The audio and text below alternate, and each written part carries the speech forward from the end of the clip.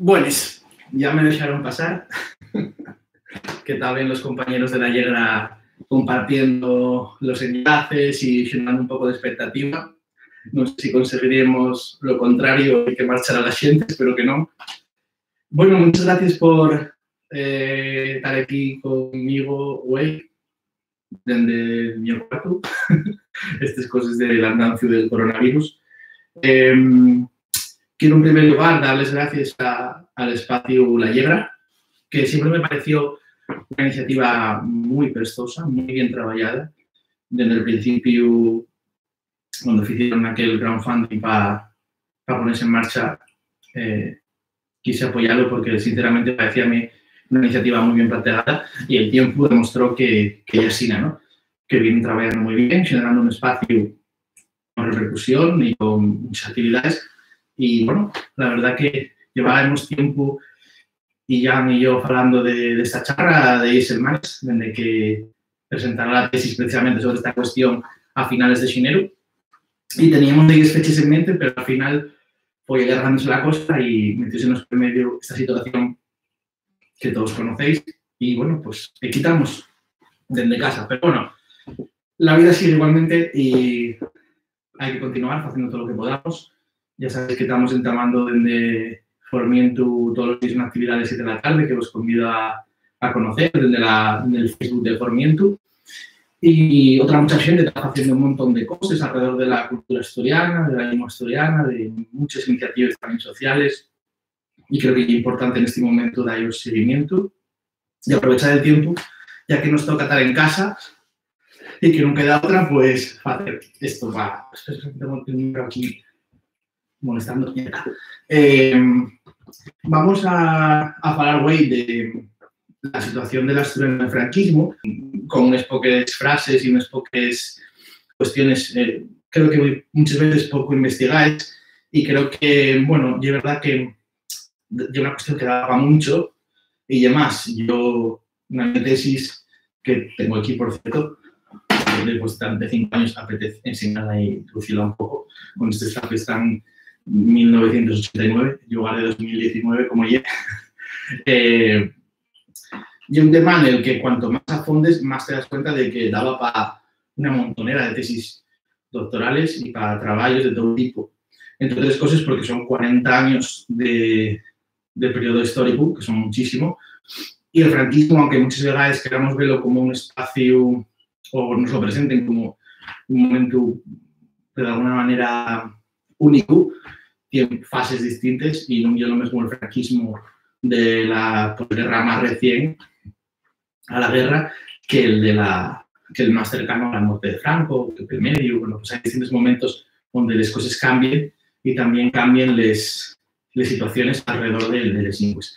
Bueno, yo voy a estar atento al Telegram porque van a pasarme por aquí los comentarios, porque tengo el ordenador tan ñoñe para la emisión, para que podáis ver la pantalla, que no puedo ver los vuestros comentarios. Entonces, cuando hayan trues, que se dará al final de la intervención, intentaré ser breve, no voy a alargarme mucho, pues responderé a todos los trues y lo que nos interesa, yo creo que yo también sí al dedique abierto y que entruguéis y a ver si hay cosas en las que yo pueda dar respuesta o decir, pues mira, esto, después de 5 años investigando, no puedo resolveroslo, pero hay una cuestión que es interesante, ¿no? Y además, en mis conclusiones de la tesis, planteo la idea de que tenemos mucho que estudiar en esta cuestión. Yo abro un camino que se abriera parcialmente en la parte literaria, sobre todo, y en algunas cuestiones, pero que estaban por investigar. Y ahora quedan abiertos, bueno, prácticamente cada capítulo de la mi tesis daría para ser otra tesis sin problema. Bueno, la tesis fala un poco y introduce con una introducción previa a la Asturiana antes de la guerra. Voy a hablar muy poco de eso porque no quiero alargarme y una cuestión que ya más conocida, la situación de la Asturiana antes de la guerra.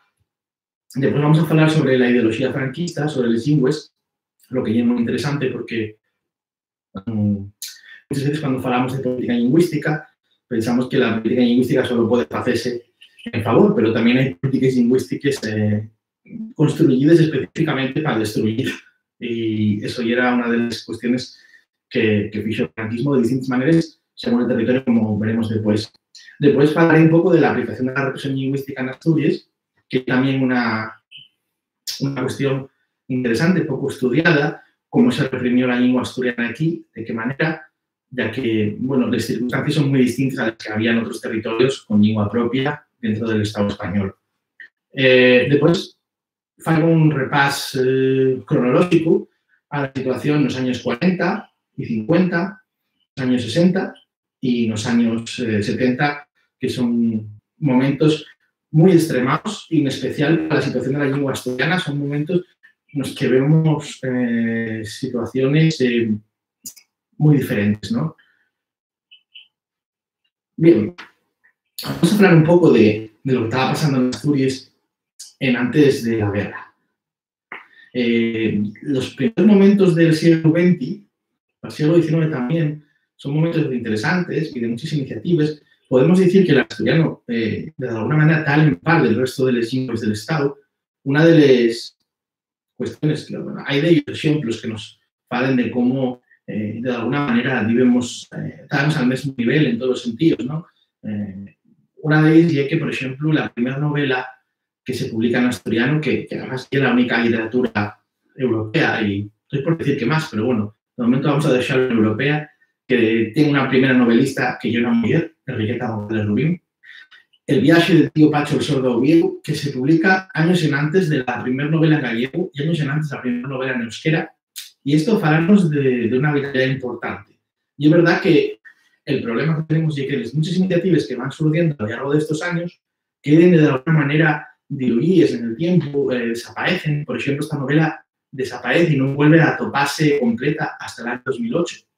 Y, por lo tanto, la repercusión de estas iniciativas es pequeña. Pasa también con la primera gramática del asturiano, de 1875, de Joan Xunquera Huergo, y que también no llega nunca a solearse y, por lo tanto, quedan ocasiones que sería de la situación del asturiano en caso de que tuviéramos desde tan temprano un modelo normativo y lingüístico como el que planteaba Xunquera Huergo allá a finales del siglo XIX. Nunca sabremos qué pasaría, pero sí que estaban ahí personas y personalidades con importancia que venían haciendo, bueno, pues un labor importante por el idioma. Ya metidos en el siglo XX, aquí en la semilla tenemos un ejemplar que tengo aquí en casa de Ixuxu, el primer periódico de fecha en asturiano, que se asolea entre el año 1901 y 1902, aquí en Sisión, y que lleva un ejemplo también temprano de un medio de comunicación de fecha en asturiano, por cierto, un medio ultraconservador y ultracatólico, en aquel momento dirigido por Pacho el Perico. Y este issue queda también ahí, de una iniciativa que duró 2 años, que no llegó poco, porque bueno, en esos momentos, no como ahora que los medios, bueno, que comín están más asentados y tienen otro tipo de vida, en aquel momento aparecían y desaparecían muchos periódicos y cabeceras diferentes en cada momento. Escuela en la que no se ponga asturiano. Y para eso es importante, reivindícalo y reivindica también que las autoridades protejan a la lengua asturiana, porque ella, en estos años 20, entraba a decatarse de la necesidad de proteger a la lengua asturiana, ¿no? Sigue el camino que ya entamara en el siglo XVIII Xovellanos, que ya era tan visionario que probablemente ya detectaría que el asturiano, si no se hacía algo con ellos, si no se hacía una academia de la lengua asturiana, como ya viendo como hay una situación positiva, con muchas iniciativas. ¿Qué pasa? Que en Asturias los años 30 son muy movidos, tenemos una revolución en octubre de 1934, después tenemos el tiempo que dejen de tener el peso que tenían en antes. Llega la guerra y un momento duro. Nosotros en el trabajo de la tesis atopamos testimonios sobre el uso del asturiano en los dos bandos. Sobremanera, poemas alabando a un bando, a otro, alabando a distintos generales, también testimonio de cómo unos soldados del bando nacional, del bando franquista, de cómo, digamos que fanchacia de que otros, de que soldados republicanos usen el asturiano, por la megafonía, en esas guerras que tenían también psicológicas de intentar desmoralizar al contrario. Y bueno, realmente, aunque parece que hay un tratamiento un poco mejor por parte del bando republicano, no que sin el uso del asturiano, sí que en ninguno de los dos casos consigue el asturiano dejar ese uso diglósico. El asturiano sigue apareciendo como que anecdótico, y aunque lleve la lengua mayoritaria probablemente de los dos bandos, al menos en las clases populares, y es cierto que no consigue adelantarse pues, para el uso serio, para el uso en los contextos más formales.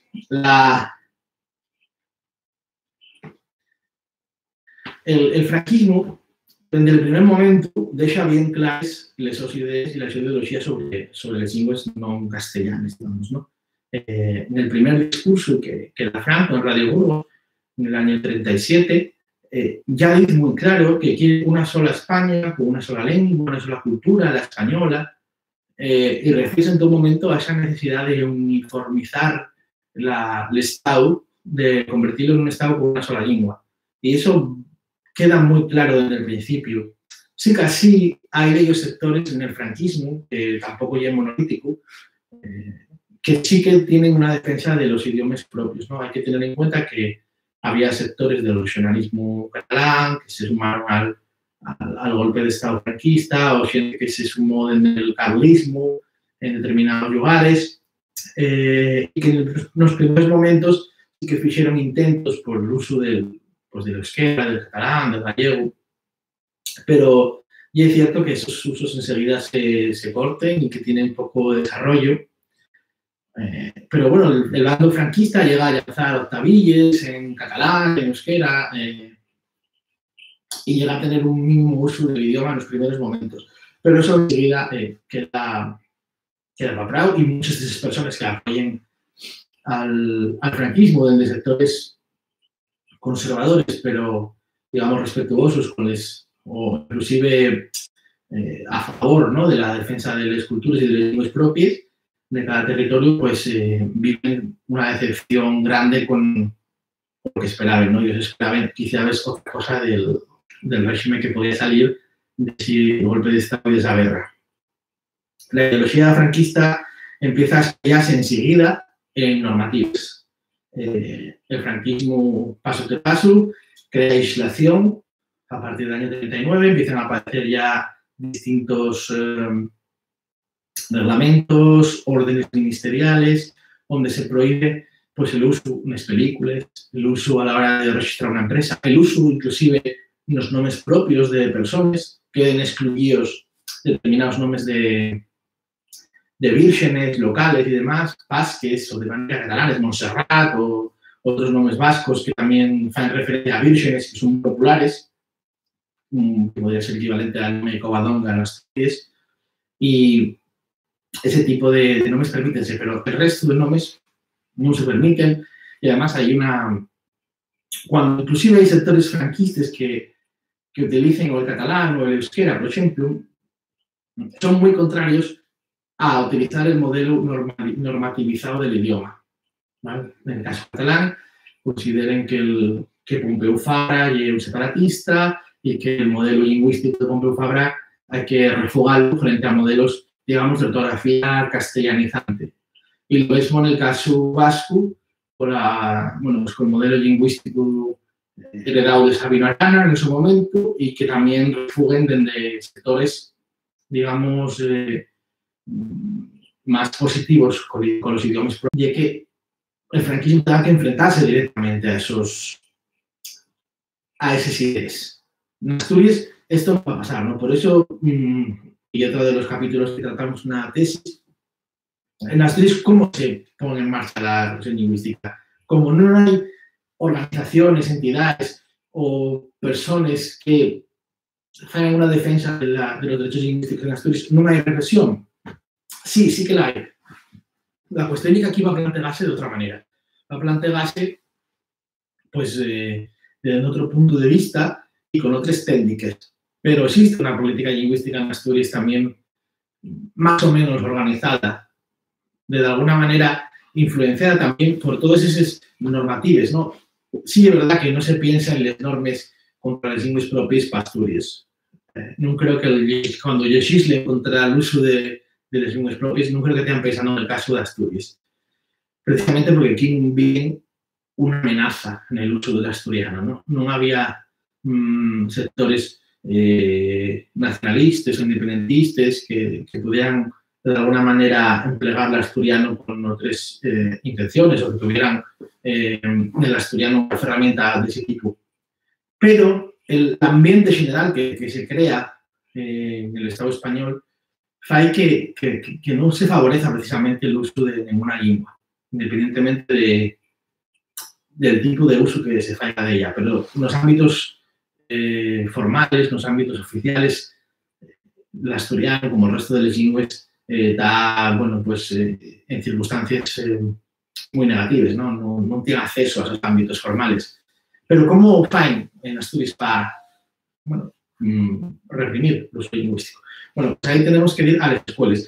Yo creo que a los que estáis viendo esta charla hoy, y si trabajáis en casa o ya conoceréis probablemente historias, todo el mundo en nuestra familia tiene historias de abuelos, de papás, de bisabuelos, que se educaron en el sistema franquista y que vivieron la represión lingüística, ¿no? La escuela. Bueno, también después, eso ya hay otro tema del que podemos hablar en otro momento, ¿no? Como en Asturias esa represión lingüística en las escuelas siguió después y yo como profesor todavía tuve que ver, por ejemplo, en 2017 casos de este tipo, con guajes falantes en institutos, ¿no? De ver represión lingüística por parte del profesorado.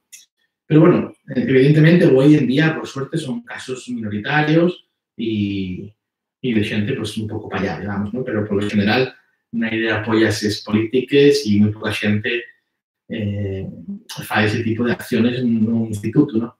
En una escuela. Hay otras cosas que pasan hoy, pero que bueno, hoy el tema de la conferencia.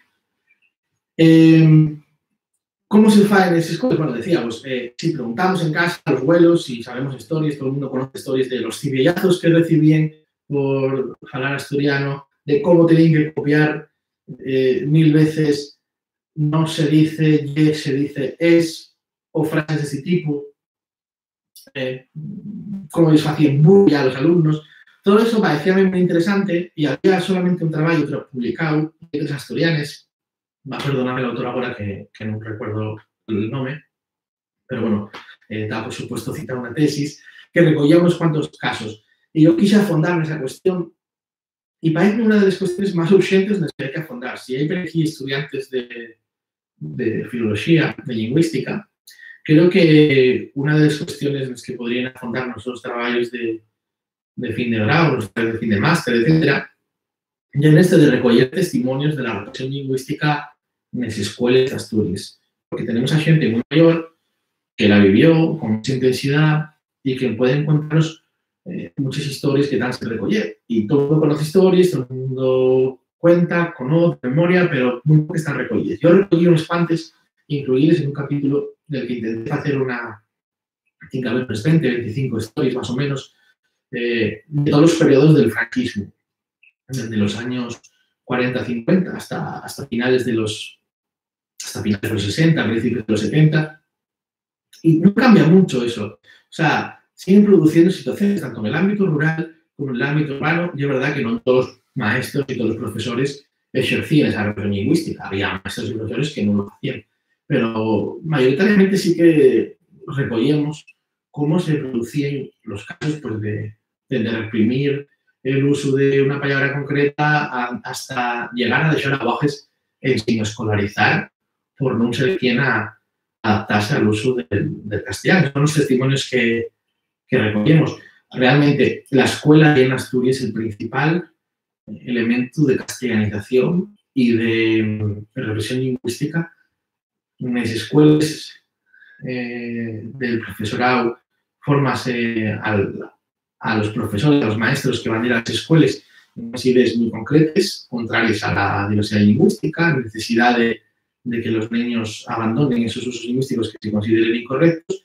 Y en Asturias, en lugar de plantearse, como pasa en Cataluña, no fales catalán porque eso ya es el anti-español, eso aquí no tiene una construcción, digamos, razonable, no tiene mucho sentido plantearlo de esa manera, y como lo planteen, y como lo que tú fales, lo que tú hablas es hablar mal, y no fales así, porque eso es hablar pues, mal. Y lo que tienes que hacer es hablar bien, hablar castellano, hablar mal, hablar asturiano, y esas ideas van introduciéndose en el alumnado, en las escuelas, en distintas generaciones, y mucho de lo que hoy tenemos en la sociedad asturiana de prejuicios, por suerte en estos últimos 40 años consiguió avanzar mucho en ello, pero si vamos a las encuestas sociolingüísticas de los años 80, finales de los 80 inclusive, vemos como una parte importantísima de la población asturiana consideraba que hablar asturiano ya era hablar mal, a pesar de que se identificaban como falantes, ¿no? Eso hoy, como Doda ha hecho una última encuesta sociolingüística, la autopercepción, digamos, de autoestima del lingüística y es muy diferente, pero los 40 años de franquismo hicieron mucho mal en esta cuestión. Y es ahí precisamente la parte en la que recogemos más, yo creo que una de las partes más interesantes de este trabajo y de lo que hay que estudiar en el futuro sobre el franquismo.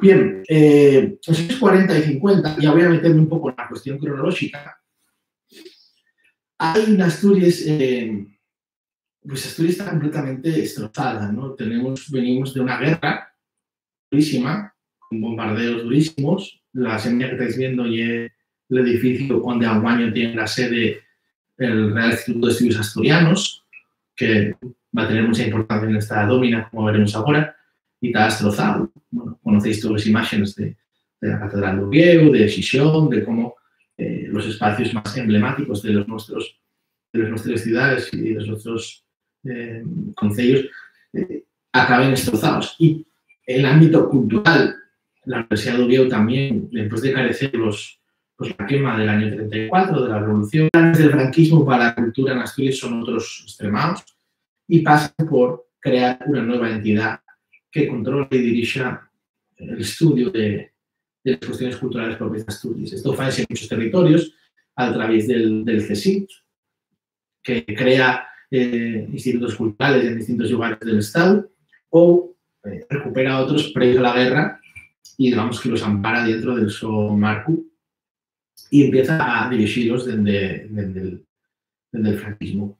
En Asturias crea el Instituto de Estudios Asturianos en el 45 y ese instituto en un principio sí que toma de alguna manera el camino de convertirse o de hacer aquello que se planteara antes de la guerra de la academia de 1918 y que planteara ya Xovellanos en el siglo XVIII, que ya para hacer un diccionario, una gramática y utilizar ese Instituto de Estudios Asturianos no solo para cuestiones, digamos, de estudio de la etnografía, de folclore, sino también desde el punto de vista lingüístico. Y ahí hay personas de gran importancia, pero un Yao, Constantino Cabal, pero otro, Antonio García Oliveros. Tengo aquí un kit que tampoco trae muchas cosas, porque si no después enrollo enseñándoles, pero este La Alborada de los Malvises, un libro interesantísimo del año 1944, de Constantino Cabal. Constantino Cabal, que después sería miembro del Instituto de Estudios Asturianos, fue llamado a los escritores asturianos en este libro,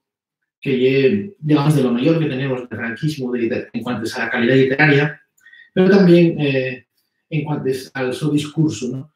Escribe una carta a los escritores de Asturias y dice: y ahora, poetas de Asturias, vosotros, los de fuerzas más valientes, inspiradas, más copiosas, volved las manos al bable como a un rosal en plena flor en cuanto se las pidáis. Abrid los cofres de la fala propia, poetas de la Asturias renaciente, que aspira a extender sus vuelos lo mismo hacia la hondura del pasado que hacia la inmensidad del porvenir.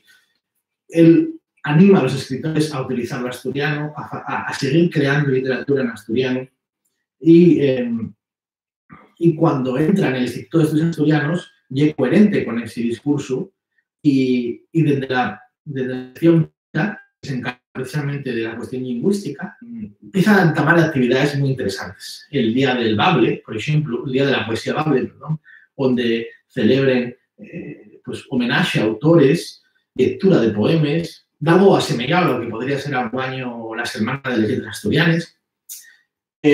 Fanse concursos con categoría de castellano y de asturiano, poéticos, sobremanera, en el Instituto de Estudios Asturianos, y esto lo escribió en los años 40.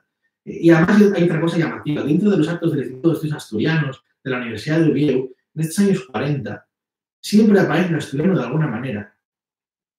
Y es en un poema, aparece una rapaza o un rapacín vestidos de asturianos y en un poema. Y esto llega a suceder inclusive en el año 42, cuando Franco visita Asturias para devolver la Cruz de la Victoria a la Cámara Santa reconstruida. Y ahí Constantino Cabal también lleva un poema ante el dictador. En el año 39 tenemos otro testimonio también en Xixón, en este caso, de una niña que lleva una salutación en bable de la crónica. No conseguimos ese texto, pero sí queréis que lleve una salutación en bable ante un público que, bueno, responde con muchísimos aplausos, ¿no? Favorecido. Y en aquel momento vemos que la presencia del asturiano como elemento sí que folclórico, de alguna manera, da una nota de color a los actos, pero aparece en sus primeros momentos y después la presencia va decayendo. O sea, de alguna manera, tanto del Instituto de Estudios Asturianos, que plantea en esos primeros momentos crear un diccionario, como plantear a Xovellanos, como plantear a la Academia de 1918, crear gramáticas, crear todos los elementos necesarios.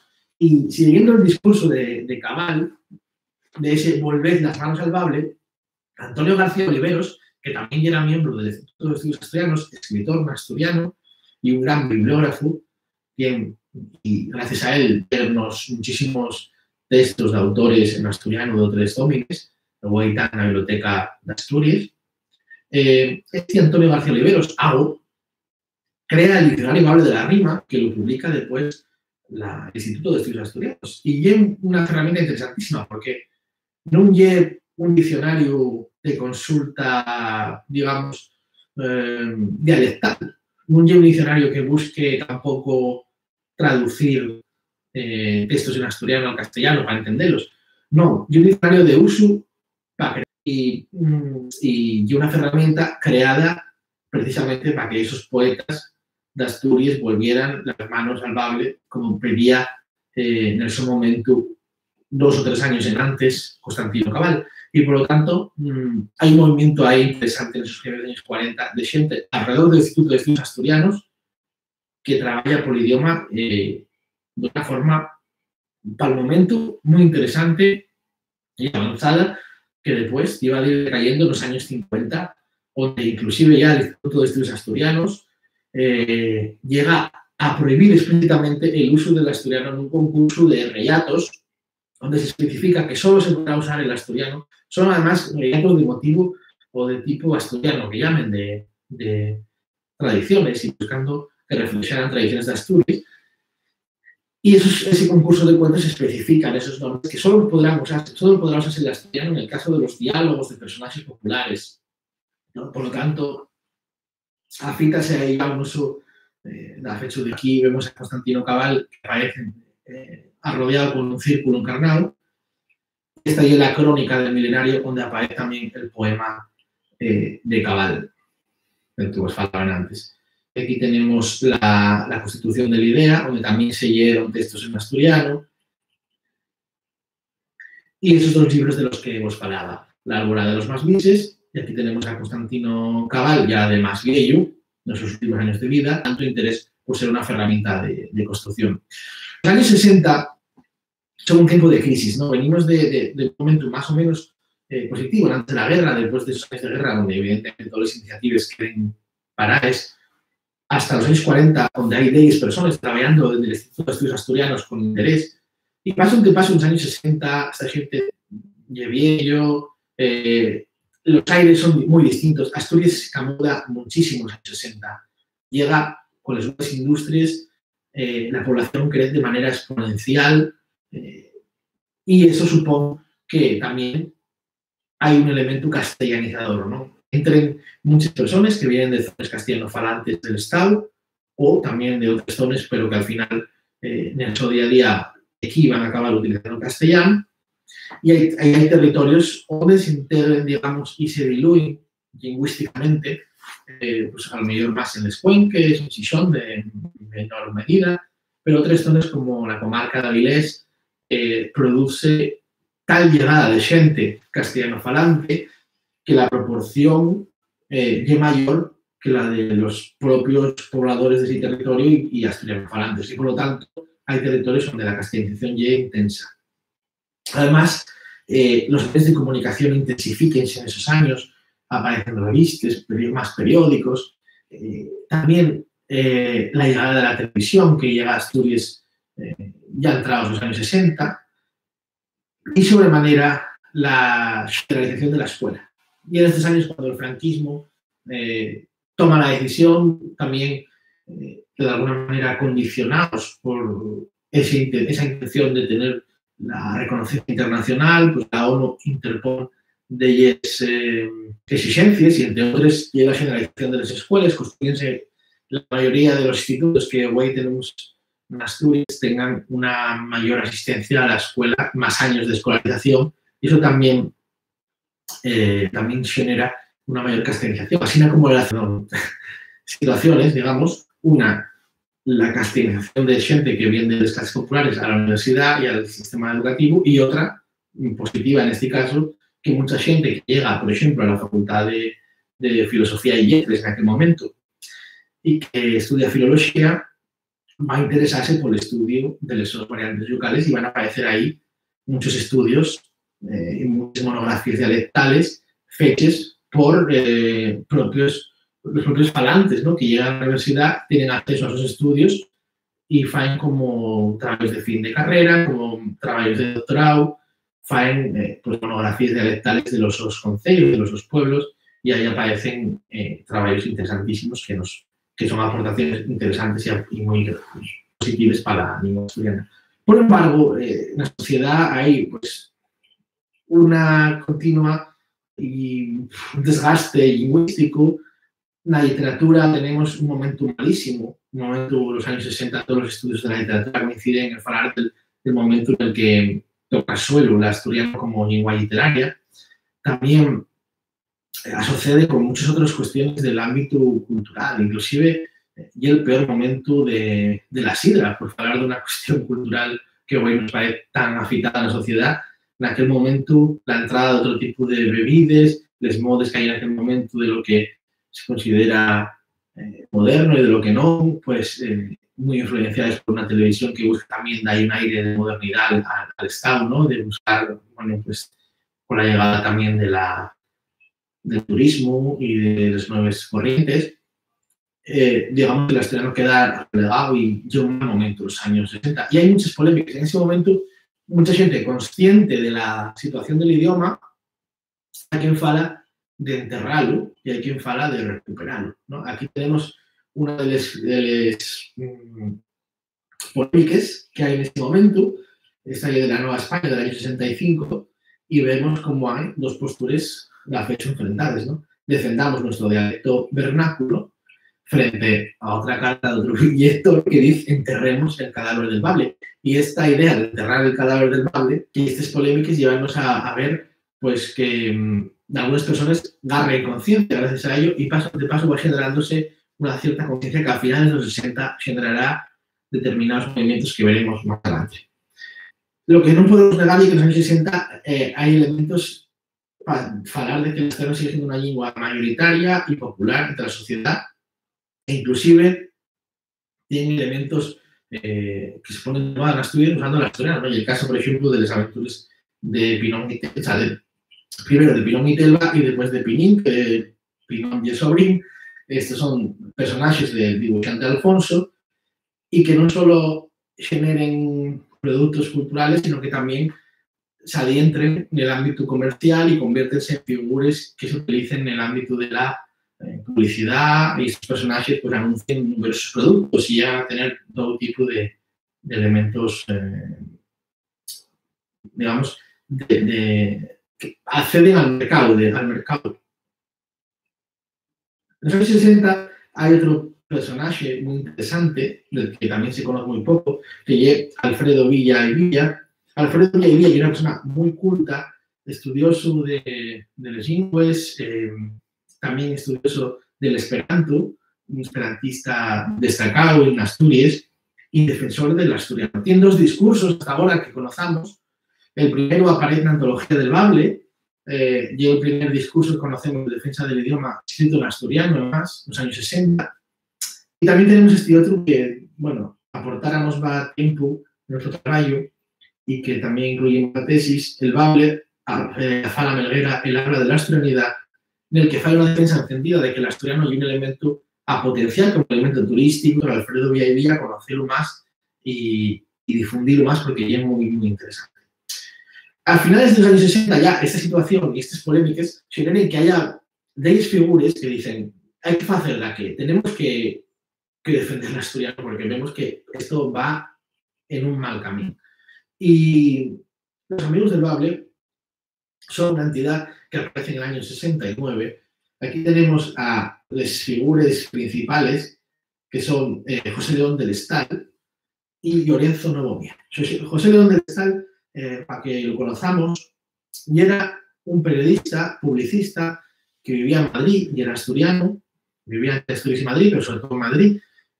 Como curiosidad, digamos, hay que conocer también que fue el fundador del Festival de Benidorm, Festival de la Canción de Benidorm, y trabajaba en la radio. Y era una persona del régimen, pero era una persona que tenía una importante conciencia lingüística y que decide hay que hacer una entidad. Tiene que ver mucho esto con que a finales de los años 60 muere Constantino Cabal, en el año 68, y ya en el Instituto de Estudios Asturianos cualquier tipo de apoyo al idioma, más allá de lo que es el estudio de las variantes dialectales y además hecho de manera, digamos, negativa, buscando la diferencia en lugar de buscando el conocer la unidad del idioma y el conocer las variantes, pero presentándoles como lo habitual y lo normal en una lengua, lo que se falle presentar esas variantes como una imposibilidad de tener una lengua unitaria. José León de Destal decide fundar Amigos del Bable en el año 69 y entonces una persona que se maneja muy bien con la prensa, que se maneja muy bien con los medios de comunicación y que consigue mucha repercusión y gracias a ello muchísimas personas súmense a Amigos del Bable. Él arranca haciendo unas conferencias en Asturias en defensa del idioma en distintos eventos. Y en el año 69 lo primero que consiguen es que dentro de la Fiesta Nacional del Libro, que se celebra ese año en Oviedo, consiguen que se dedique un día al Bable. Dicen, el Día del Bable, la Fiesta Nacional de la Literatura, una cosa importante dentro de aquel momento. Enseguida se suma Julien Cervomier y otras personas, pero Julien Cervomier es una de esas personas que se suma a Amigos del Bable con más ganes y que empiezan a hacer discursos a favor del idioma. Empiezan a hacer discursos a favor de que el asturiano entre en la escuela. Y que en el año 70 está discutiéndose en Escortes la entrada de los lingües vernáculos, que llaman en aquel momento, al sistema educativo. El franquismo sigue en esa intención por dar una mayor imagen internacional, por abrirse de alguna manera, y deciden, o sea, y dentro de esas reivindicaciones pues está la de que las lingües vernáculas entren en las escuelas. En Cataluña montase la campaña del català a la escola, que lleva una campaña enorme y grandísima, y en Asturias, Amigos del Bable súmase como una campaña también a la petición de que el asturiano entre. Siempre, cuando los periodistas los aprieten, porque siempre, pero bueno, pretendéis que el asturiano se enseñe en escuela, bueno, que se dediquen unas horas dentro de la asignatura de lengua castellana, que el magisterio asturiano se preocupe de dar a conocer la literatura en Bable. No acaban de dar el paso de reivindicarlo de forma clara, pero sí que piden esa presencia del asturiano en el sistema educativo y tienen por eso mucho mérito y mucha importancia en la historia de la lengua asturiana y de la reivindicación lingüística la presencia de Amigos del Bable. En el año 69, además, funda en Sisión el Museo del Pueblo de Asturias dentro de la Feria de Muestres, o apegado a la Feria de Muestres, con Abelino Moro y con otras figuras que consiguen pues, muchas cosas que aparece este cartel a la entrada del pueblo de Asturias, escrito en asturiano. Iniciativas también interesantes, como la gran enciclopedia asturiana, que llega a más de 50.000 casas de Asturias y con ello llega la antología del Bable. 2 libros que van a estar presentes en muchísimas casas de Asturias en esos años 60, a finales de los años 60, y que van a permitir que mucha gente acceda a la literatura asturiana por primera vegada de forma escrita, ¿no? Porque, bueno, en muchos casos había muy pocos libros y esta enciclopedia llega a muchísimas casas, muchísimas familias, y esa antología del Bable, que se repartía también por fascículos, llega junto con la enciclopedia y llega a tener una difusión de más de 35.000 libros. Eso ya 35.000 familias que tienen este libro en casa. Yo mismamente, a principios de los años 90, cuando era un neno, en casa de mis abuelos, el único libro y el primer libro que tuve acceso en asturiano siguió siendo la antología del Bable. Por lo tanto, digamos que tiene mucha importancia en la creación de conciencia lingüística. En los años 70, José León del Estal, y también nos fala un poco del ejemplo de por qué José León del Estal, cómo de cerca estaba José León del Estal del franquismo y de las dirigentes, ¿no? Carmen Polo, que era presidenta de honor del Centro Asturiano de Madrid, como asturiana que era, pues José León del Estal, que era también miembro del Centro Asturiano de Madrid, coincidiendo con el 50 aniversario del matrimonio entre el dictador Carmen Polo, dedica a ellos una misa asturiana en Bable, que ya está que veis aquí, con presencia del dictador. Esto de que nos fala tamén, bueno, pues de que sí que hai unha consciéntese un uso folclórico del idioma, un uso simbólico, pero siempre que no se vaya más allá, ¿no? En los años 70 los cambios son muy rápidos y un tema que se pone muy de actualidad. Tenía aquí también a enseñaros de los amigos del Bable otra de las iniciativas más importantes, pero bueno, primero vamos a centrarnos en los arranques de los años 70. El tema de la escena como es un tema polémico, un tema que aparece en muchos medios. Todo este labor que lleva haciendo desde el año 69 Amigos del Bable hay que aparezcan más polémicas y que también aparezcan más personas oficiándolo en contra de todas las posiciones. Y, evidentemente, ya en el 74 aparecerá Concibable, pero sigue un trabajo, un labor que veremos más adelante. Primero, veamos aquí a Llorenzo Novomier y a José León del Estal, que son esas dos personas que potencien y que trabajen más dentro de Amigos del Bable desde el año 69 en muchísimas iniciativas, ¿no? Aquí vemos esa campaña de la que os falaba antes de Catalá a la Escola, que en Cataluña tiene una importancia enorme. Y aquí, para que en las aulas escolares y a lo largo del curso se dediquen algunas horas a la lectura y recitado de la literatura Bable, a fin de que los jóvenes generaciones lleguen a conocerla y, conociéndola, puedan después amarla y cultivarla. Por lo tanto, no solo falta de conocerla, sino también de seguir proyectándola hacia el futuro, que siempre hay la diferencia entre 37 perdón, de Luis Aurelio, otro personaje importante dentro de Amigos del Bable, que los maestros de Bable deberían inculcar a los niños el interés por el Bable. O sea, que hay ya un movimiento interesante, ¿no? Aquí vemos otro poema también de Luis Aurelio, este del año 69, en el que dice: la fala que falaron los bolinos, la fala en que mi madre me decía, la fala que yo falo con mi neño, por lo tanto fala también la transmisión lingüística, importante, y después dice, la que en la escuela a los rapacinos debese enseñar, ya florecía cuando todo lo español diera un ensueño. Ahí fue una reivindicación de la autenticidad de lo asturiano y de la presencia en las escuelas, ¿no? Importantísimo.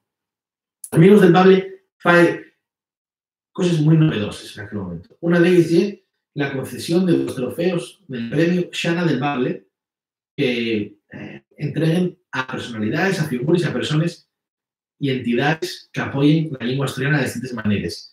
Esto es muy novedoso, no se hiciera nunca, y faenlo de ellos años, ¿no? También buscar la colaboración de personas muy importantes en aquel momento, muy conocidas, como el Presi, por ejemplo, y grabar la discoteca, Amigos del Bable. Aquí tengo de ellos discos,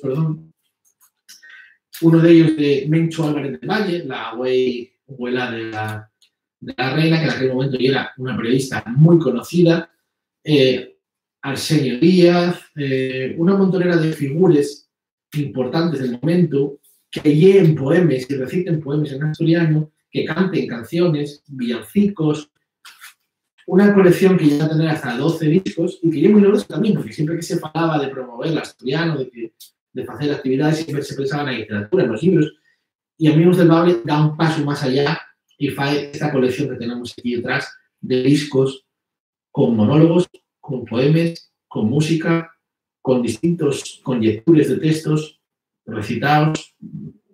Tienen una importante visión, y esto tiene mucho que ver con que José León del Estal ya era una figura que sabía, digamos, ponerse en la modernidad y sabía mucho de comunicación y sabía mucho de cómo hacer para que una cosa llegara a la gente. Y entonces piensa que los discos son mucho más interesantes que los libros. Y Amigos del Bable publica un solo libro, sin embargo publica más de 12 discos, una sola actividad. Por lo tanto, estamos hablando de que tienen clara esa idea de llegar a las nuevas generaciones y de buscar maneras diferentes de llegar. Pero si hay una cuestión en la que Amigos del Bable tiene importancia, y la puesta en marcha de la primera Asamblea Regional del Bable. En el año 73 empieza a falarse de ello, ya en el 72, pero finalmente acaba celebrándose en el año 73. Y esa asamblea, que se celebra a finales del 73, impulsa la Llorenzo Novomier como miembro de Amigos del Bable. y decide que no va a ser una actividad finalmente que entame Amigos del Bable, sino que va a desvincularse. Amigos del Bable va a ser una de las entidades que participe, pero va a ser más amplia. Ese es el primer acierto que tiene. Otro acierto que tiene es que Emilio Alarcos, en aquel momento defensor del asturiano y persona reputadísima, acaba de ser nombrada en esos momentos miembro de la Real Academia Española y bueno, pues una figura muy reconocida no solo en el ámbito científico de la lingüística, sino a nivel social, y fa continuamente defensas del idioma en los medios de comunicación, defensas del asturiano. Y esto permite que la cuestión pues, agarre un protagonismo, ¿no? Esa primera asamblea regional del Bable xunta a personalidades de ese historialismo previo, los años 40, 50, gente que todavía sigue en ese camino y que tiene una visión, digamos, más folclórica del idioma, y a otras generaciones más moces, personas como Ana Cano, José Luis García Arias, que están en la universidad en ese momento estudiando, doctorándose, o son profesores de primeros años, y que en ese momento están queriendo o viendo ya la idea de que esta lengua hay que dar futuro de otra manera, de otras formas, y ahí xúntense dos tendencias y conviven y dialoguen, y de ahí salen cosas muy interesantes. La primera asamblea se celebra en el año 73 y en el año 74 aparece Concello Bable, que camuda de hecho la forma de entender la lengua asturiana y que camuda de todas las maneras posibles la visión de la proyección hacia el futuro del idioma, ¿no? De cómo se tiene que utilizar el asturiano en todos los ámbitos, los medios de comunicación, una escuela, pero ya no con la idea de Amigos del Bable, digamos, más posada, sino que Concello Bable rompe definitivamente y además forma parte de la oposición al régimen franquista, mientras que Amigos del Bable, digamos que busca encontrar al asturiano dentro de la situación de la dictadura.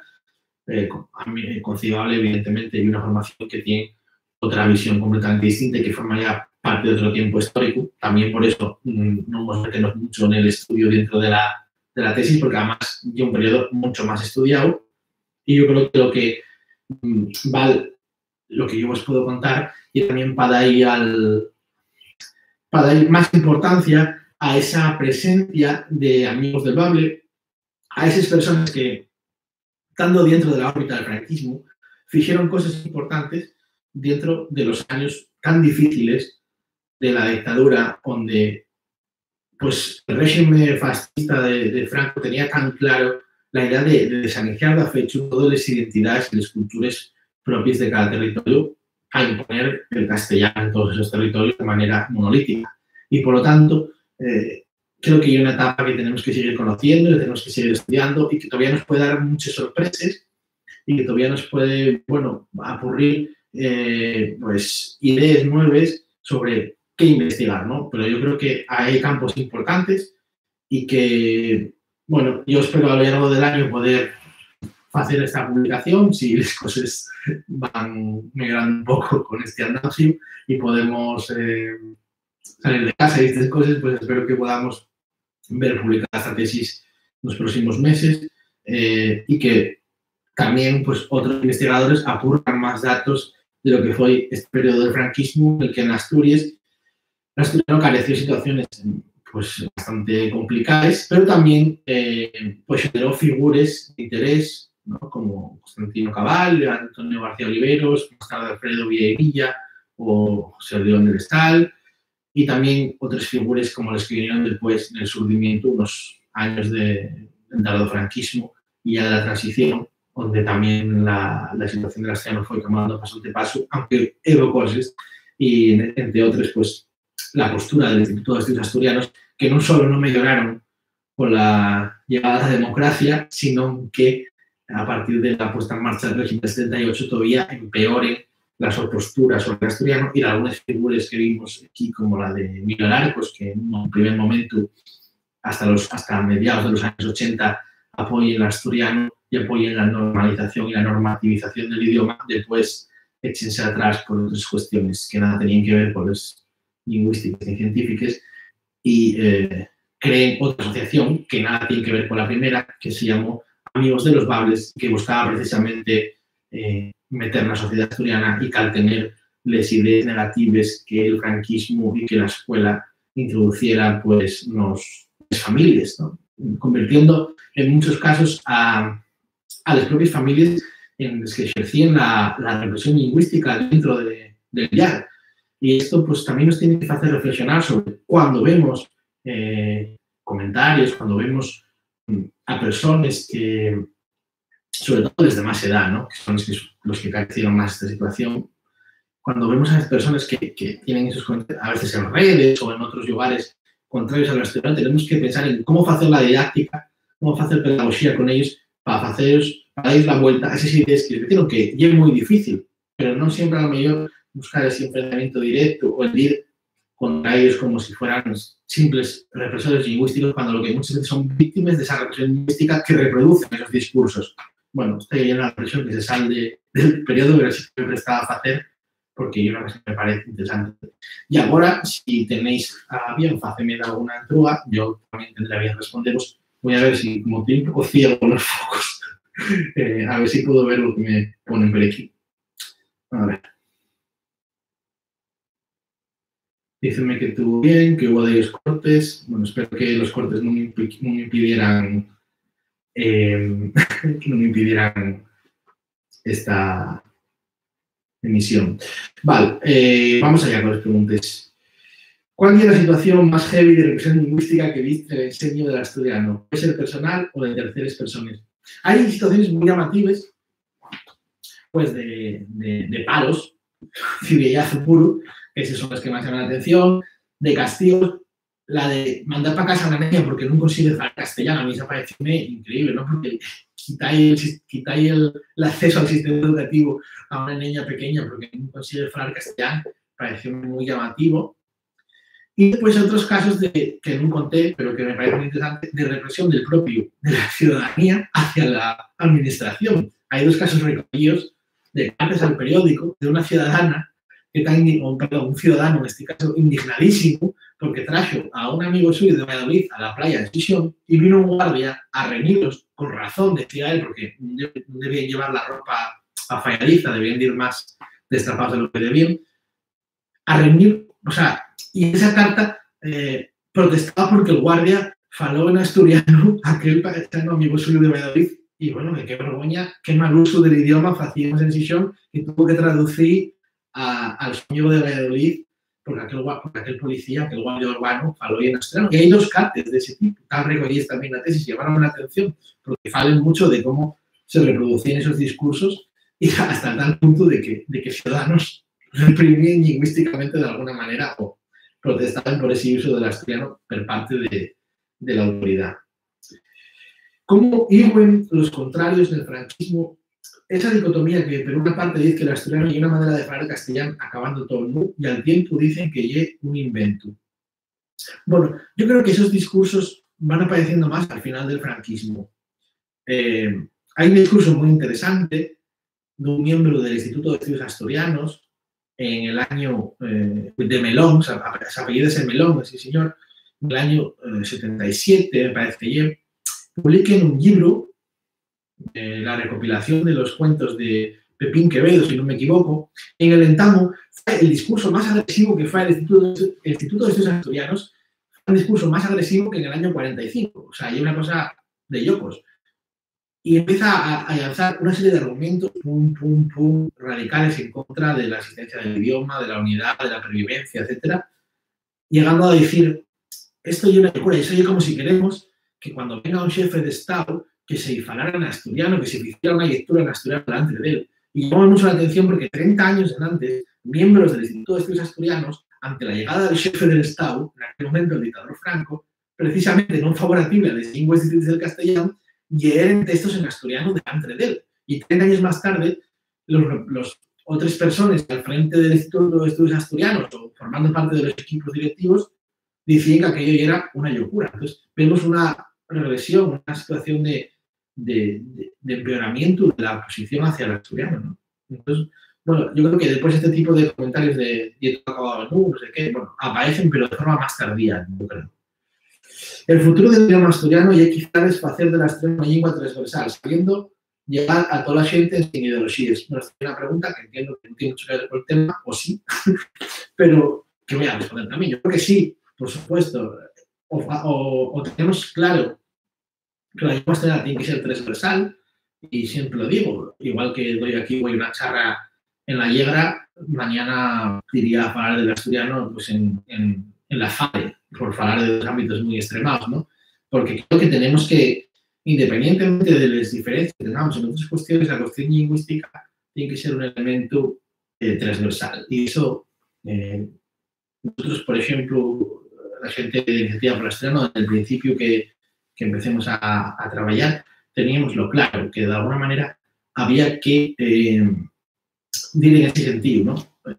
No vincular al asturiano a ninguna ideología, no vincularlo a ninguna tendencia política, sino convertirlo en lo que lleve, un elemento que lleve de todos y de todos y que tienen que tenemos que construir y levantar entre todos y proyectar hacia el futuro. Otra duda. Entre corte y corte de wifi, siéntolo, entiendo que el uso de lingües como el catalán o el euskera va unido a una ideología política. En el caso de la asturiana non foi asina e agora non hai en Asturias un movimiento parecido en Francia al del independentismo catalán o vasco. En el mundo actual, ¿cómo podríamos facer rexurdir ese sentimiento de orgullo por a nosa lingua nesta sociedade globalizada na que el bilingüismo se entiende col control de les lingües como el inglés? Bien, bueno, yo no quisiera tampoco que solo hubiera defensa del catalán o del euskera en aquellos momentos por parte de movimientos independentistas, pero sí que, evidentemente, existían movimientos independentistas o movimientos nacionalistas en esos territorios y eso hacía que se vinculara más a esos lingües con esos movimientos, cosa que en Asturias no pasaba.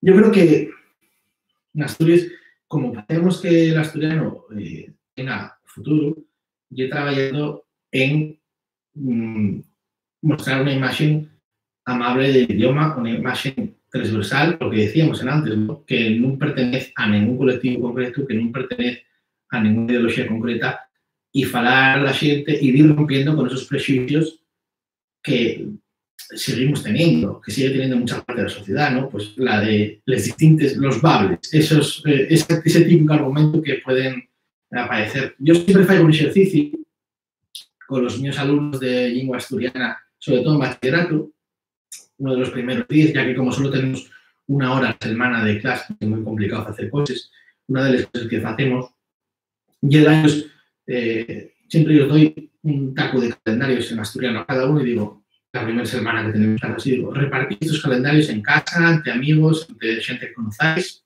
y sacáis el tema del asturiano, a ver qué os dicen. Y apuntáis los argumentos en contra y a favor. Y lleguen con los argumentos y, oye, hay como 15 o 20 argumentos que siempre son los mismos. Pues tenemos que seguir trabajando precisamente contra esos argumentos, ¿no?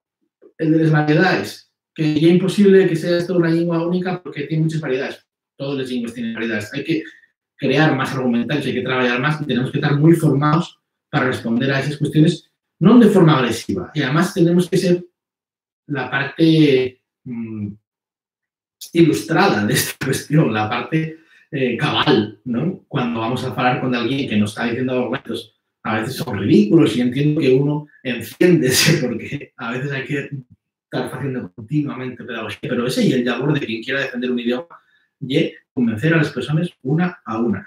Yo siempre cuento una historia de una funcionaria de la universidad a la que fui a llevar una documentación al registro en asturiano y aquella persona armó un espolín de la de Dios, armóme la de Coller, tuvo que salir una jefa de ella a disculparse después y demás.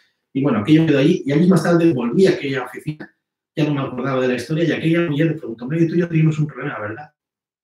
No me acordaba, sí, de la cuestión de la historia, sí, oye, agarróme la mano, disculpóse, dijo, me viste varias veces en la prensa, viste en la televisión, viste en la radio, dime cuenta que me equivoqué aquel día, que no hice bien, espero que vayas bien. ¿Qué faltéis en la historia? Me dijo, sí, oye, qué bien, tal, como mayegro, no sé cuánto, disculpa. Aquella paisana ya era una cosa real. Y dije, bueno, pues todas estas cosas que estamos diciendo en artículos, en prensa, continuamente, funcionan. La gente acaba dándose cuenta de que lo que decimos tiene un de razonable, por lo menos, ¿no? Así que yo creo que sí, el ahora hay que hacer diario, de trabajar siempre con una cara amable. A ver, ¿qué creo que ya la última entrega, si no me equivoco, no, la penúltima. ¿Qué pasó con la tradición musical tradicional? Folclorización, arrepentimiento, y era posible tomar ahí recursos de libertad lingüística y política. Estoy pensando en la tonada. Bien, ahí también te ha recogido una tesis, lo que pasa es que no pude hablar muy bien de todo, porque si no tengo vos aquí hasta que acabe el andancio y no hay tema de facelo.